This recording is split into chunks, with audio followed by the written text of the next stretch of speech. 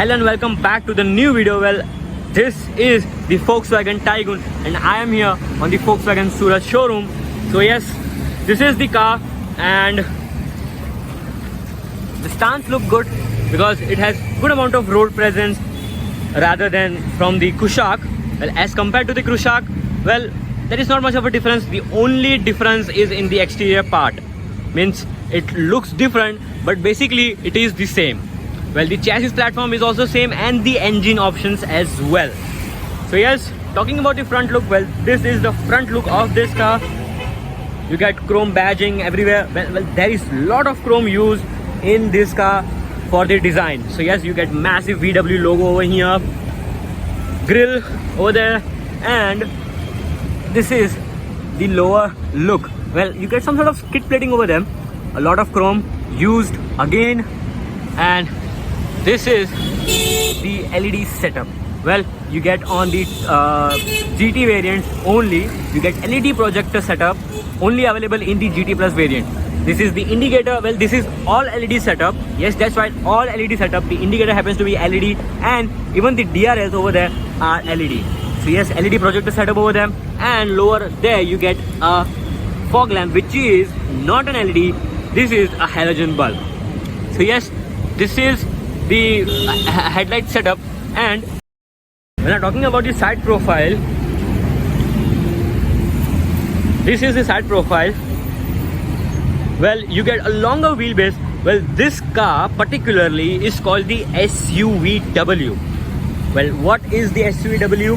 Well, the Volkswagen has named it a SUVW segment. So yes, these are the rims, kind of look good. You get massive disc over there. Well, 205, 55, 17 inches, good rims, but only in the GT variants. You don't get like the GT gets some sort of different kind of rims, and the wheelbase happens to be 2.65 meters, so good in terms of leg room. This is the rear look of this car. I like this kind of taillights because this is happens to be an infinity taillights which turn on all the way. That's a very good thing. You get VW logo over here, reverse parking camera, TSI badging because that happens to be a 1 liter TSI petrol engine which we see in the Vento and the Polo. Taigun placement over there, parking sensors, and on the lower bumper also you get some sort of skid plate. You get some sort of fake exhaust, but still kind of looks good, but I hate these fake parts. And now talking about the boot space, boot space happens to be 385 liters, which is kind of on the smaller side because even the Renault Kiger gives 405 massive boot space. You get 60-40 split over here, a parcel shaft, and in order to close this one is kind of a handy thing. Now underneath you get a space saver, obviously 205, 55, 16 inches. So yes, cost cutting over there, but if they had a bigger boot they would have accommodated a 17 inches as well. So in order to close, a handy thing comes here and there it closes. You get a rear wiper, washer, and a high lamp, a high stop lamp with shark fin antenna as well. The roof rails are surprisingly very functional. You can accommodate 50 kg over here, so that's a very good thing, a real thing, not aesthetic work. So that's a very good thing. And a small detail I want to tell you about. Well, in the GT Plus variant you get some sort of black finish over here, which in the case with the Highline, Topline variants you get some sort of plastic treatment. So a glass has been glued over here, that's what I can say. You get 50 liter of fuel tank, which is you can open it just like that. Chrome door handles. Well, request sensor you get on the both of the sides, so that's a very good thing finally. So yes, this is the center armrest. This is the cabin, rear passenger seats. You get 3 adjustable headrests, good amount of window area, a handle and a hook over here, LED reading lamps, that's a very good thing. You get ISOFIX child seat mounts, and as I get in, because of the longer wheelbase, you get way more than leg room. seriously, it is a very good legroom provided in the Kushaq as well as in the Taigun, because the Kushaq and the Taigun are exactly the same, because they have same engine of same chassis platform, which happens to be MQBA0 in platform. So yes, this is the rear AC vents with 2 Type-C chargers. Yes, wow. After the Vento, you get good improvement in the Taigun. So that's a very good thing. But the only problem I have, well, in the Kushaq, you get some sort of a place over here where you can keep your phone, which is not in the case with the Taigun. So that's okay. But scooped out seat back, magazine holder, and quite good and spacious cabin. You can unlock over here. Switches, well, their build quality is very premium. However, they do not get any premium sound system, which in the case with the Kushaq, well, they have Skoda improved premium sound quality, so that's a very good thing. But in the case with the Taigun, it is not there. Massive door pockets and center armrest. Well, it is quite good, but the problem is, yes, Volkswagen has deliberately cost-cutting factors are there in the Taigun.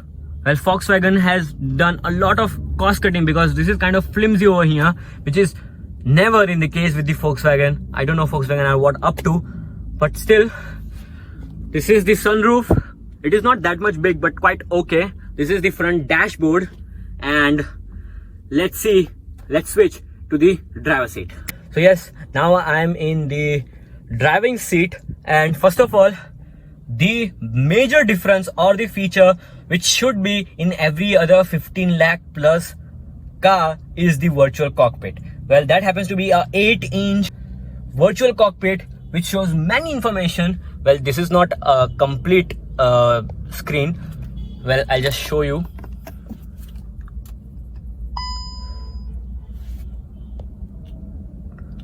So yes, this only part is the screen. The other one are just you know, a sort of things, but actually this is not a screen. The screen is only this much.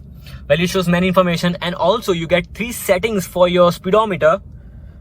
You get wireless charging over here, 2 Type-C ports, ventilated seats, but the problem is you get ventilated seats in only 1 liter TSI Topline variant only. If you opt for the top variant, which is the GT Plus, you don't get ventilated seats over there. So that's a great drawback. Well, you get 12-hour charging socket as well. Good amount of charging ports, so that's good. AC air vents. The AC chills the cabin in just no time. You get premium touches for the AC. That's very good. And that happens to be a 10-inch infotainment system which has many information. Well, in this case, you can have wireless, Android Auto and Apple CarPlay, so that's a very good thing. These are the controls for the cruise, and this one are for the infotainment system. This is for the wipers, and this one is for the automatic headlamps. For the headlamp settings, these are the switches where you get automatic headlamps, auto dimming inside rear view mirrors, and this is the sunroof of the car. Well, you also get a handle over on the driver's seat, so that's a very good thing.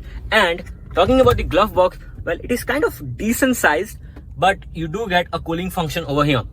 But the problem is they have used so many hard plastics.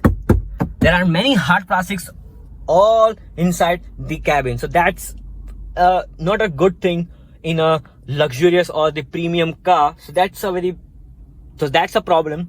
These are the switch gears for adjustable of the outside rear view mirrors, switch gears, and massive door pockets. So yes, and you get a proper dead pedal as well. So yes, this is it.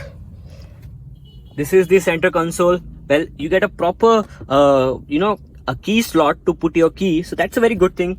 You get center armrest and also a cubby space underneath, so that's a very good thing. A manual e-brake. Yes, I like that. Twin cup holders, wireless charging pad.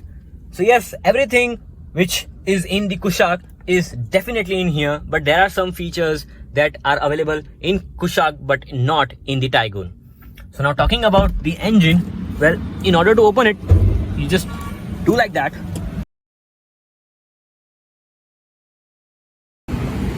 And this is the engine. Well, this one is the 1 liter TSI 3-cylinder turbocharged petrol engine channel with the 6-speed manual, either the torque converter gearbox. Well, this particular engine is seen in the Polo, in the Vento, and now we'll see in the Taigun. The performance produced from this engine is 110 horsepower and 175 Nm of torque. But in the case with the 1.5 liter 4-cylinder turbocharged petrol engine, gets 150 horsepower and 250 Nm of torque. So that's a very good thing, and also channeled with the 6-speed manual or the 7-speed DSG gearbox. So if you want an automatic, you better go with the DSG gearbox.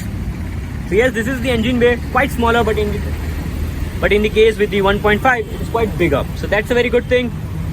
No insulation, but still you won't hear much of the noise inside the cabin. So that's a very good thing. Good amount of NVH levels. So yeah, let's see now how it drives.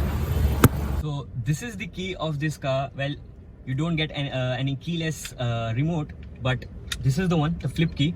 And you have a particular slot to keep this key in the center console. So that's a very good thing. A nifty features as well. And now talking about this car, well, the Taigun has been powered by 2 engine options. One is the 1 liter and the another is the 1.5. Both have automatic as well as the manual gear options. So talking about the 1 liter, well, it is quite peppy engine with 110 horsepower and 175 Nm of torque, which gives a good amount of power in the city as well as on the highways. Well, there is a turbo lag because the turbo pulls in 1750 RPM and all the way goes to the 3500 RPM. And the power band is a bit small because it starts from 5000 RPM till goes 5500 RPM. So that's a little bit of power band, but still it gives good amount of oomph from this engine. And the another is the 1.5 4-cylinder turbocharged petrol engine, which is the best engine you can have in the Taigun as well as in the Kushaq, because they both share the same chassis platform as well as the same engine.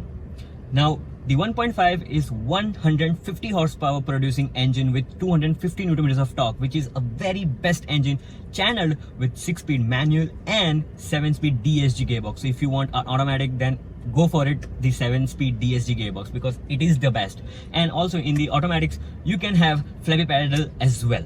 So that's a very good thing. You can have the proper manual control. It's like if you are driving 1.5, you can have the proper power on your hands. So that's a very good thing. And in terms of practical bits, well, boot space carries good amount of luggage in your boot. So that's a very good thing. You get auto dimming inside your view. Not a massive panoramic sunroof, but it gives you a small sunroof which brings a lot of light inside the cabin. You can get ventilated seats as well, but it is only available in 1 liter TSI and in the Topline variant only. So that's a bit of a problem because Kushaq gives ventilated seats in 1 liter as well as in 1.5 liter top variant. So I hope you liked this video, and if you did, then please give it a like and also share this video to your car enthusiast buddies. I'm Nitya Chauhan signing off. Bye bye. Take care. Keep motoring, keep self-enthusiasing, and keep a smile face while driving. Bye bye. Take care.